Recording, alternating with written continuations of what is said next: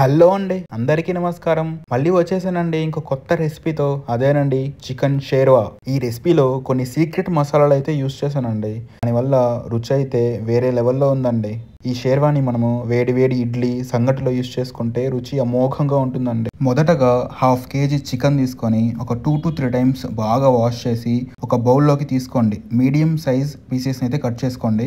దాంట్లోకి ఒక half table spoon పసుపు, కొద్దిగా ఉప్పు వేసి బాగా మిక్స్ చేసి పక్కన పెట్టుకోండి. నెక్స్ట్ ప్రాసెస్, మనం మసాలాను అయితే ప్రిపేర్ చేసుకుందామండి. దానికి కావాల్సిన పదార్థాలు 2 ఎండుమిరపకాయలు, జీడిపప్పు, కరివేపాకు, పట్ట, లవంగము, ఇలాచి, బిర్యానీ ఆకు, మిరియాలు, సోంపు, జీరా, ధనియాలు. ఆ తర్వాత ప్యాన్ పెట్టి కొద్దిగా ఆయిల్ వేసి ఆయిల్ మంచిగా హీట్ అయిన తర్వాత లో ఫ్లేమ్ లో ఆ మసాలాలన్నింటినీ ఫ్రై చేసుకోండి. దాంట్లోకి 2 సన్నగా తరిగిన ఉల్లిపాయలు, పచ్చిమిరపకాయలు, జింజర్ గార్లిక్ పేస్ట్ వేసి ఒక 2 to 3 మినిట్స్ బాగా ఫ్రై చేయండి లో ఫ్లేమ్లో.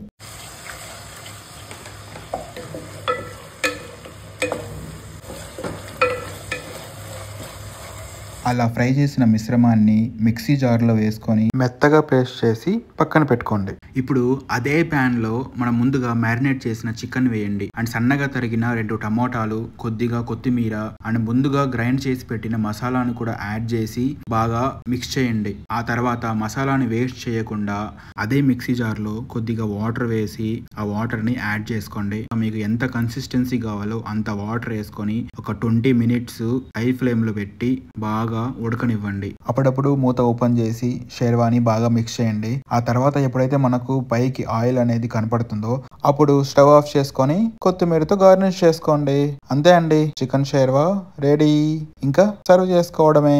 ఈ షేర్వా వచ్చి ఇడ్లీ, పూరి, దోశ, సంగటిలోకి చాలా బాగుంటుందండి. మీరు కూడా ఖచ్చితంగా ట్రై చేయండి. మా ఛానల్ని ఖచ్చితంగా సబ్స్క్రైబ్ చేసుకోండి. Thank you for watching.